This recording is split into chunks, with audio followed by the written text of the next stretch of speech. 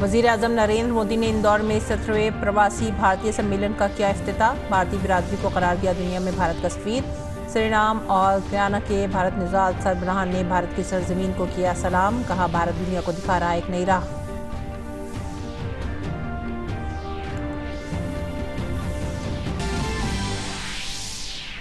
Supreme court ने मुल्क की मुख्तलिफ रियासतों में यकसा सिविल कोड के निफाज के लिए कमेटी की तश्कील को चैलेंज करने वाली दरख्वास्त को किया मुस्तरद। कहा, आइन के आर्टिकल 162 के तहत रियासतों को कमेटी बनाने का है हक, उसे नहीं किया जा सकता चैलेंज।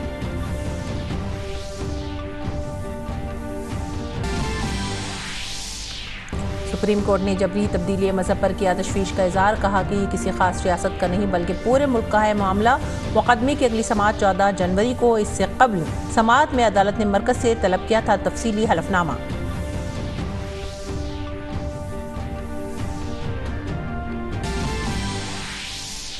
सुप्रीम कोर्ट ने जोशीमठ लैंड स्लाइडिंग के मामले में जल्द समाअत से किया इनकार। जोशीमठ को करार दिया गया आफत ज़दा इलाका। म्यूनसिपैलिटी समेत आसपास के इलाकों में अगले अहकाम तक तामीराती काम पर रोक। NDMA और बॉर्डर मैनेजमेंट सेक्रेटरी की टीम आज जोशीमठ के दौरे पर।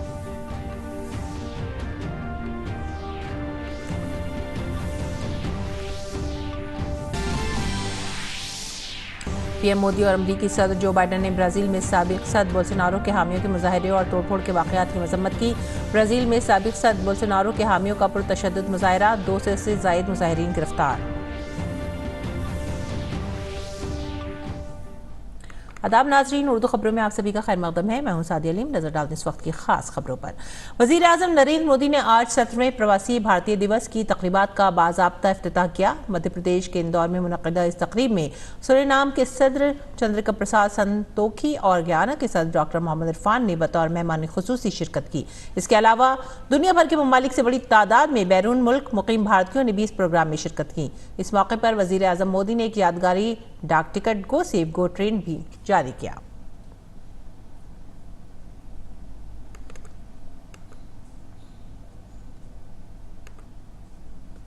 सत्रहवें प्रवासी भारतीय सम्मेलन से खिताब करते हुए वजीर आजम नरेंद्र मोदी ने कहा कि भारत G20 को एक बड़ी जिम्मेदारी के तौर पर देख रहा है। उन्होंने कहा कि हमारे लिए दुनिया को भारत के बारे में बताने का मौका है।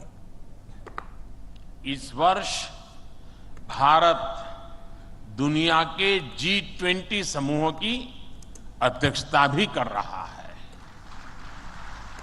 भारत इस जिम्मेदारी को एक बड़े अवसर के रूप में देख रहा है।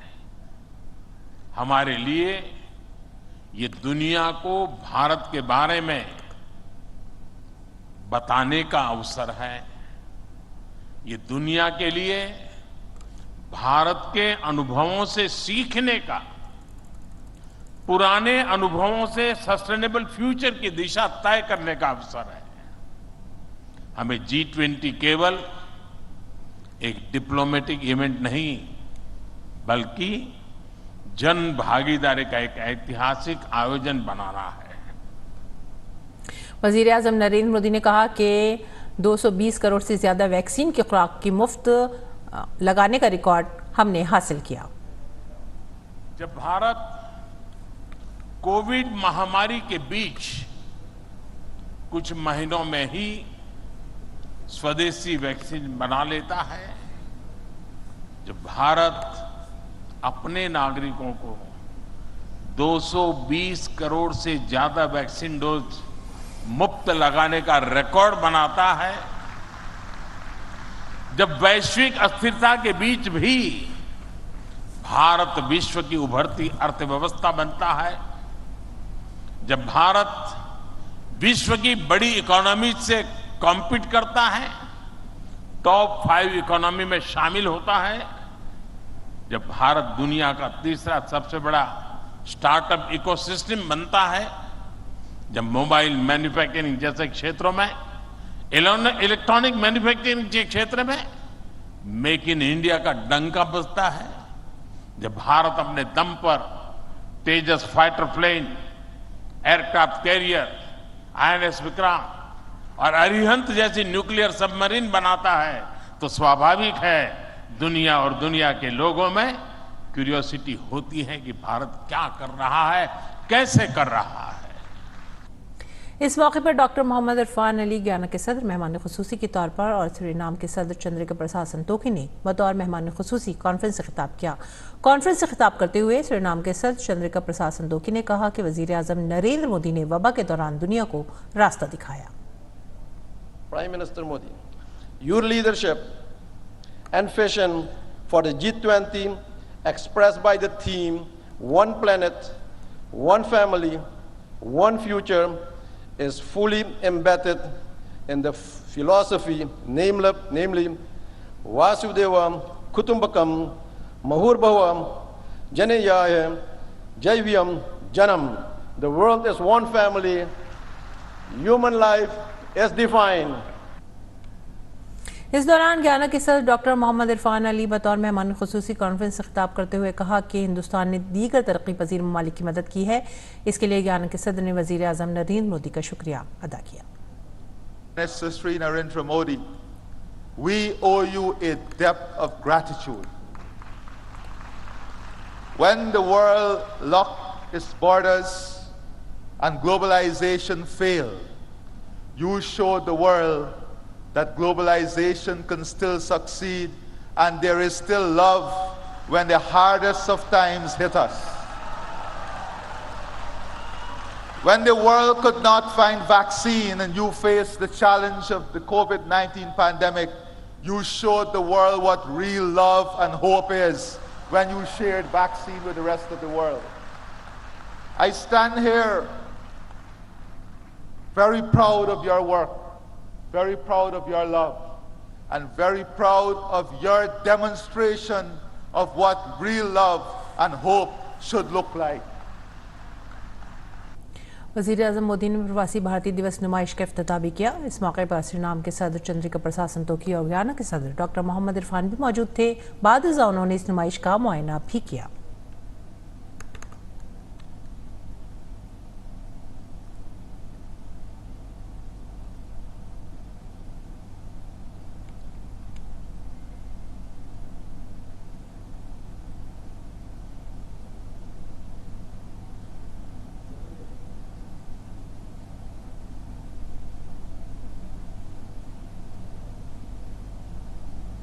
और प्रवासी भारतीय सम्मेलन के मेहमान खुसूसी सूरीनाम के सदर चंद्रिका प्रसाद संतोखी के जाए तकरीब पर पहुंचने के बाद वजीर आजम नरेंद्र मोदी ने उनका इस्तकबाल किया।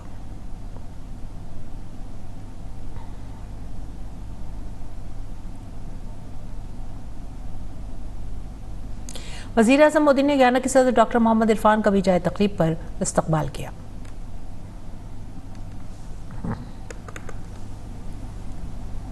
कॉन्फ्रेंस से खिताब करते हुए वजीर ख़ारजा डॉक्टर एस जयशंकर ने कहा कि ये कॉन्फ्रेंस एक अहम रिवायत है जो भारतीय बिरादरी के साथ हमारे ताल्लुकात को मज़ीद गहरा करती है। प्रवासी भारतीय सम्मेलन के 3 मकासद हैं। पहला, अपने रिश्ते को ताज़ा करना, दूसरा, उसमें नई तवानाई पैदा करना और तीसरा, उनमें मज़ीद पहलुओं को बरोए कार लाना। PBD के 3 मकसद हैं। हमारी ये बॉन्डिंग को लगातार रिफ्रेश करना, दूसरा, इसको नई ऊर्जा देना और तीसरा, उनमें ज़्यादा पहलुओं को लाना। Under prime minister Modi's leadership, India will surely emerge as a leading power. And along with that, the global standing of those with Indian heritage will also grow. And so too will the importance of the Pravasi Bharatiya Divas. Arrow India 2023 के लिए सफीरों की gold मेज conference से खिताब करते हुए वजीर दिफा राजनाथ सिंह ने कहा कि हमारी कोशिश है कि G20 के अंदर इत्तफाक राय पैदा करें और एक ज़्यादा महफूज, खुशहाल, पायदार और मसावात पर मबनी दुनिया के लिए एजेंडे को तश्कील दें। वजीर दिफा ने कहा कि हम G20 की सदारत को दुनिया के सामने भारत को दिखाने का एक मौका समझते हैं। India is currently holding the presidency of the G20. The G20 members represent around 85% of the global GDP, over 75% of the global trade, and about 2/3 of the world population. The upcoming G20 summit in India is taking place in the larger context of a major geopolitical crisis, food and energy security concerns comparatively slower progress on sustainable development goals, mounting public debt burdens, and urgent climate change related issues. G20 India के finance track के तहत मालियाती शमूलियत के लिए G20 global partnership GPFI working group की पहली meeting Kolkata शहर में शुरू हुई। माली शमूलियत को फ़रोग़ देना, माली ख़वानगी को आसान बनाना और तरसीलात ज़र की मुंतक़ली की लागत को कम करना 3 रोज़ा इवेंट के अहम नुकात में शामिल है। पहले दिन का आगाज़ डिजिटल पब्लिक इंफ्रास्ट्रक्चर के पोटेंशियल को मुकम्मल करने से मुताल्लिक़ एक सेमिनार से हुआ। भारत की नुमाइंदगी वज़ारत ख़ज़ाना में इक़्तिसादी मुशीर चंचल सरकार, UIDAI के CEO सौरभ गर्ग और RBI की CJM सोनाली सेन गुप्ता ने की। उदयपुर, मुंबई और बेंगलुरु में भारत की G20 की सदारत के पहले महीने के दौरान मुनक़्क़िद होने वाली पिछली G20 मीटिंगों की तरह कोलकाता इजलास भी दौरा करने वाले मंदूबीन के लिए मग़रिबी बंगाल की सक़ाफ़त का तजुर्बा करने का एक ख़ास मौका होगा। 3 दिनों के दौरान G20 के मंदूबीन को कोलकाता की तहज़ीब और सक़ाफ़त, अनवा अक़साम के पकवान, सक़ाफ़ती और सियाहती मक़ामात जैसे वसी और रीज़ बाग़ात, तारीख़ी कॉलेजों, यूनिवर्सिटियों, लाइब्रेरियों, ऑडिटोरियम और मशहूर आर्ट गैलरियों की झलक देखने को मिलेगी। इस मौके पर गुज़िश्ता जलसों की तरह भी शुरा के लिए सक़ाफ़ती और सैर व तफरीह के प्रोग्राम भी मुनक़्क़िद किए जाएंगे। और सुप्रीम कोर्ट ने जोशीमठ लैंडस्लाइड केस में जल्द समाअत से इनकार कर दिया है। इस मामले में स्वामी मुक्तेश्वर आनंद ने सुप्रीम कोर्ट में मफाद आम्मा की अर्जी दायर की थी, जिस पर CJI जस्टिस DY चंद्रचूड़ ने अर्जी गुजार से कहा कि वो पहले ज़रूरी तरीक़ाकार को अपनाए और इस दरख्वास्त को कल तैयार करदा फहरिस्त में शामिल करें। और ऑनरेबल चीफ जस्टिस ने कहा कि मेंशनिंग लिस्ट में डाल करके कल जो है मेंशन करिए, तो इसको सुनेंगे। हमारी याचिका में मुख्य मांग ये है कि इसको जो है वो नेशनल डिसास्टर डिक्लेयर किया जाए और नेशनल डिसास्टर डिक्लेयर करने के उसके जो कॉन्सिक्वेंसेज होते हैं कि वहाँ के नागरिकों को इवैक्यूएट करे सरकार अपने खर्च पर, उनके जिनके मकानों में दरार आ गई है उनके मकानों को फिर से रिपेयर करें या जो है उनके मकानों का निर्माण करें। अगर ये भी नहीं हो सकता है तो उनका पुनर्वास सरकार अपने खर्च पर करे और उनके जान माल की रक्षा करे। मरकजी हुकूमत उत्तराखंड के जोशीमठ की सूरत हाल पर हरकत में आ गई है। डिजास्टर मैनेजमेंट के शोबे ने जोशीमठ म्यूनसिपलिटी एरिया को आफतज़दा इलाका करार देते हुए एक नोटिफिकेशन जारी किया है। इस सिलसिले में आज मरकजी हुकूमत की वजारत जल शक्ति की एक आला सतही टीम और वजारत दाखिला के बॉर्डर मैनेजमेंट के सेक्रेटरी की टीम ने जोशीमठ का दौरा किया। टीम के मेंबरान दीगर ज़रूरियात का भी जायजा लेंगे। इसके अलावा जोशीमठ म्यूनसिपलिटी और आसपास के इलाकों में तमाम तामीराती कामों पर अगले अहकामात तक पाबंदी लगा दी गई है। आर्जी तौर पर बेघर होने वालों को इमदादी साजो सामान पहुंचाया जा रहा है। खुद वज़ीर आज़म नरेंद्र मोदी इस मामले में काफ़ी फिक्रमंद हैं। उन्होंने बहाली के कामों को तेज़ रफ्तारी से मुकम्मल करने की हिदायत दी है। मरकज़ की तरफ से हर मुमकिन मदद की यकीन दहानी भी कराई गई है। मरकज़ी और रियासती हुकूमतें माहिरीन के मशवरे पर फौरी और तवील मुद्दती इक़दामात पर तेज़ी से काम कर रही हैं। विभाग द्वारा अधिसूचना एक जारी की गई है, जिसमें जोशीमठ नगर पालिका का जो क्षेत्र है उसको आपदा प्रबंधन अधिनियम के अंतर्गत घोषित किया गया। भारत सरकार से 2 टीम्स आज जोशीमठ में आ रही हैं। जल शक्ति मंत्रालय की एक हाई लेवल टीम है और गृह मंत्रालय से सचिव बॉर्डर मैनेजमेंट और उनकी टीम आज वो भी जोशीमठ में आ जा रहे हैं। और जोशीमठ में होने वाली हर अपडेट पर गहरी नज़र रखे हुए हैं हम। यहाँ बहुत से मकानात खतरे की जद में हैं। इंतजामिया यहाँ से लोगों को निकालने के लिए 24 घंटे काम कर रही है। हमारे नुमाइंदे नीरज सिंह ने जोशीमठ में खतरे और खतरे से भरे जोन की पूरी सूरत हाल का जायजा लिया। हम आपको दिखाते हैं कि जोशीमठ में मकानों की स्थिति किस तरह की है। और ऐसे ही एक मकान में हम पहुँचे हैं जहाँ दरार के कारण अब ये मकान डेंजर जोन में है। यहाँ पर रह नहीं सकते, लोगों को यहाँ से निकाल लिया गया है। पूरा जो फर्श है वो दरारें आपको दिखाई दे रही हैं चारों तरफ। इस मकान की अगर आप स्थिति देखें, ये मकान किस तरीके से डैमेज है और कभी भी किसी भी क्षण ये मकान ढह सकता है। ऐसे ही 600 के करीब जो मकाने हैं जहाँ पर इस तरह की स्थिति बनी हुई है। सरकार लगातार कह रही है कि जो डेंजरस जोन में जो मकान हैं वो वहाँ पर जो लोग रहते हैं वो यहाँ से निकलकर सुरक्षित स्थानों पर पहुँच जाएं। और कई जगह इंतजाम किए भी गए हैं। वैकल्पिक जो व्यवस्था है उसकी भी जो बात है वो राज्य सरकार के द्वारा की जा रही है। ये पूरा मकान अगर आप देखें ऊपर से लेकर नीचे तक बुरी तरीके से डैमेज हुआ है। तो ये अचानक से स्थिति हुई एकदम से? ये एकदम स्थिति हुई, 2-3 तारीख को ये एकदम ऐसी स्थिति हुई। उस समय जब ये दरका या जगह जगह दरारें पड़ी, कितने लोग उस समय थे? 4 लोग थे उस समय, तो यहाँ रहते थे, वो अब देहरादून चले गए। कि अभी भी कई सारी जगह ऐसी हैं जहाँ पर लोग रह रहे हैं और कोशिश की जा रही है कि उनको वहाँ से निकालकर दूसरी सुरक्षित जो जगह हैं वहाँ पर पहुँचाया जाए। लेकिन एक बड़ा सवाल ये भी है कि ये लोग, इनकी कई ज़रूरत की चीज़ें इन मकानों के अंदर हैं, सर्दी का मौसम है और उस स्थिति में ये लोग अगर कहीं भी जाते हैं तो निश्चित तौर पर परेशानियां भी होंगी। हालांकि राज्य सरकार बार बार ये कह रही है कि जो भी करा जाएगा इन लोगों के लिए वो राज्य सरकार करेगी, ताकि मुसीबत की इस घड़ी में इनको किसी तरह की परेशानी ना हो। कैमरामैन सुमित के साथ Neeraj Singh, DD news, Joshimath. Supreme court ने मुल्क की मुख्तलिफ रियासतों में यकसा सिविल कोड को नाफिज करने के लिए कमेटी की तश्कील को चैलेंज करने वाली दरख्वास्त को मुस्तरद कर दिया है। चीफ जस्टिस ने कहा कि इसमें क्या गलत है। आइन के आर्टिकल 162 के तहत रियासतों को कमेटियां तश्कील देने का हक हासिल है, जिसको चैलेंज नहीं किया जा सकता। दरख्वास्त में गुजरात और उत्तराखंड में UCC को नाफिज करने के लिए कमेटियों की तश्कील का हवाला दिया गया था। और आज समाअत के दौरान सुप्रीम कोर्ट ने जबरी या धोखाधड़ी से तब्दीली मजहब पर तशवीश का इज़हार किया। सुप्रीम कोर्ट ने कहा कि ये सिर्फ एक खास रियासत से जुड़ा मसला नहीं है, हमारी तशवीश पूरे मुल्क में इस तरह के मामलात पर है। मामले की अगली समाअत 14 फरवरी को होगी। इससे कबल जबरी तब्दीली मजहब के मामले पर आखिरी समाअत 5 दिसंबर को हुई थी। 5 दिसंबर की समाअत में सुप्रीम कोर्ट ने जबरन तब्दीली मजहब को एक संगीन मसला माना था।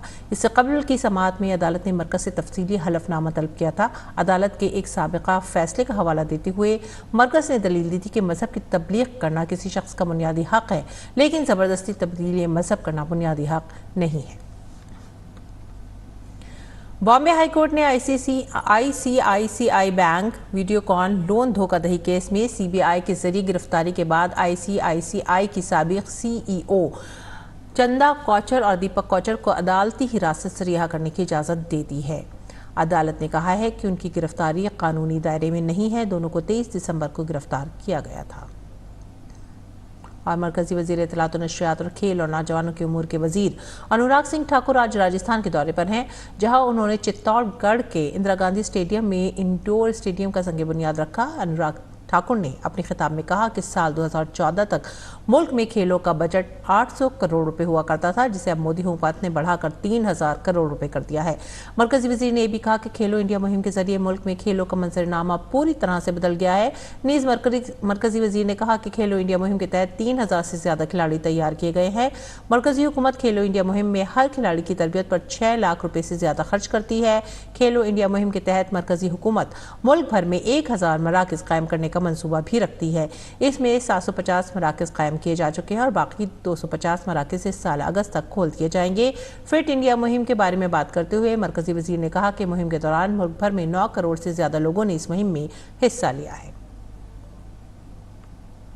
केंद्र सरकार की ओर से 4.5 करोड़ रुपया मंजूर इंडोर स्टेडियम के लिए हुआ है। वहीं पर हमने स्थानीय तौर पर भी कुछ पैसा हम और इकट्ठा करके इसको और बड़ा करेंगे, ताकि एक शानदार सुविधा जो आपके इस पूरे कॉम्प्लेक्स में 4 चांद लगाए, हमारे खिलाड़ियों के लिए बनकर तैयार हो। मरकजी वजीर अनुराग सिंह ठाकुर ने कहा कि मरकज ने 4 करोड़ रुपए दिए हैं। वहीं कुछ मकामी लोगों की माली इमदाद से स्टेडियम को बेहतर बनाया जा रहा है। बीजेपी ने पंजाब में खवातीन पर हमला करने वाले सजा याफ्ता MLA को वजीर बनाने पर आम आदमी पार्टी पर हमला किया है। पार्टी लीडर मजिंदर सिंह सरसर ने कहा कि आम आदमी पार्टी खवातीन के तहफ़्फ़ुज़ पर सियासत करती है, लेकिन उसके बरक्स उसने पंजाब में खवातीन पर हमला करने वाले बलबीर सिंह को वजीर बना दिया, जो पहले ही 3 साल की सज़ा काट चुका है। सरसर ने कहा है कि इससे वाज़ेह है कि अरविंद केजरीवाल पैसे के पीर है और बदनवान लोगों को वजीर बनाते हैं। ऐसे बलबीर सिंह को मंत्री बनाया गया जिसको 3 साल की सजा जाब्ता है, एक्यूज्ड क्रिमिनल है। न केवल उसको सजा हुई, बल्कि सजा भी किस केस में हुई? एक औरत के ऊपर हमला, असॉल्ट केस, वो भी औरत के ऊपर। दिल्ली में आम आदमी पार्टी औरतों के नाम के ऊपर राजनीति करती है और आज आम आदमी पार्टी उन लोगों को मंत्री बना रही है जो लोग औरतों पे हमला करके सजा जाब्ता एक्यूज्ड हैं। ऐसे बलबीर सिंह को आम आदमी पार्टी अरविंद केजरीवाल ने पंजाब के अंदर मंत्री बनाने का काम किया है। शुमाली भारत इस वक्त शदीद सर्दी की जद में है। पूरा शुमाली भारत बर्फानी हवाओं से कांप रहा है। एक तरफ बर्फीली हवाओं की चुभन है तो दूसरी तरफ घनी धुंध ने गाड़ियों की रफ्तार को ब्रेक लगा दी है। दिल्ली की अगर बात करें तो सफदरजंग में आज कम से कम दर्जा हरारत 3.8 डिग्री सेल्सियस रिकॉर्ड किया गया।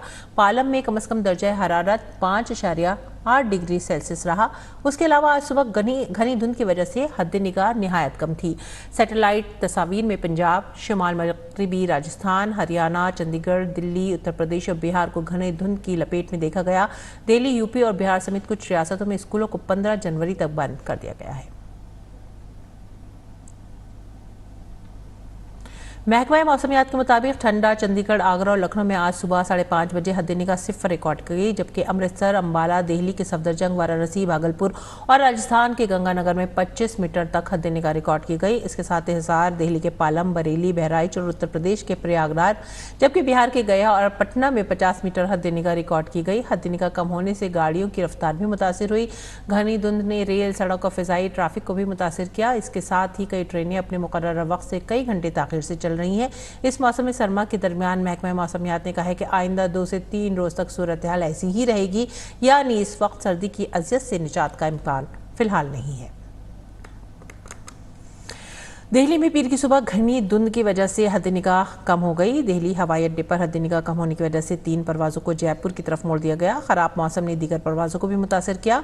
महकमा मौसमियात ने कहा कि दिल्ली के पालम इलाके में आज सुबह 5:30 बजे हद निगाह 50 मीटर रिकॉर्ड की गई। दिल्ली हवाई अड्डे पर मौजूदा मुसाफिरों का कहना है कि हवाई अड्डे पर हद निगाह निहायत कम है और दिल्ली एनसीआर समेत पूरा शुमाली भारत इन दिनों शदीद सर्दी के साथ घनी धुंध की दोहरी मार झेल रहा है, जिसका असर भारतीय रेलवे की खिदमत पर भी देखा जा रहा है। धुंध के बायस ट्रेनों की रफ्तार कम हो गई है। धुंध की वजह से शुमाली रेलवे में आज 29 ट्रेनें ताखिर से चल रही हैं। गुज़िश्ता 24 घंटे में धुंध के बायस 152 ट्रेनें मुतासिर हुई हैं, जिनसे 88 ट्रेनों को मनसूख करना पड़ा है। इसके साथ ही 31 ट्रेनों का रूट तब्दील किया गया। इसके अलावा गुज़िश्ता 24 घंटों में धुंध की वजह से 335 ट्रेनें ताखिर से चल रही हैं। घनी धुंध ने हद निगाह निहायत कम कर दी है, जिसके बायस कई ट्रेनें घंटों ताखिर से चल रही हैं, जिसकी वजह से मुसाफिरों को भी काफ़ी परेशानी का सामना करना पड़ रहा है।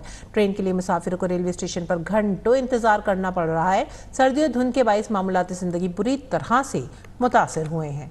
और आज फिर से प्रयागराज में धूप का कोई नामो निशान नहीं रहा। इतवार को हल्की धूप ने जहां लोगों को थोड़ी राहत दी, वहीं आज शहर में धुंध छाई रही।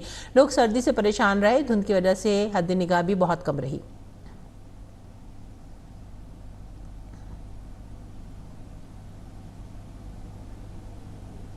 पंजाब की अगर बात करें तो पंजाब के बेशतर अजला घनी धुंध की लपेट में है। अमृतसर में आज सुबह धुंध की वजह से हद निगाह कम है, जिसकी वजह से ड्राइवरों को परेशानी का सामना करना पड़ा और लाइट जलाकर सफर करना पड़ा।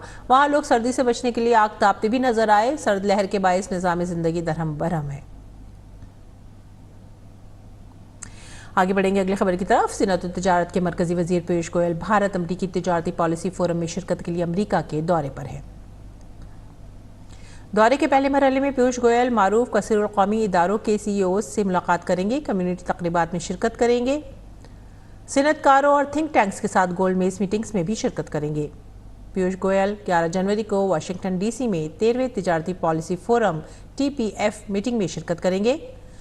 वो वफूद की सतह के मुज़ाकरात से कबल USTR की सफ़ीर कैथरीन ताई से भी मुलाकात करेंगे। TPF की सरबराही भारत की तरफ से वजीर तिजारत और सिनत और अमरीका की तरफ से USTR करते हैं। वो वाशिंगटन DC में अमरीकी वजीर तिजारत जेना रेमेंटो के साथ 2 तरफा मुलाकात भी करेंगे। वो कुछ सनतकारों से भी बातचीत करेंगे।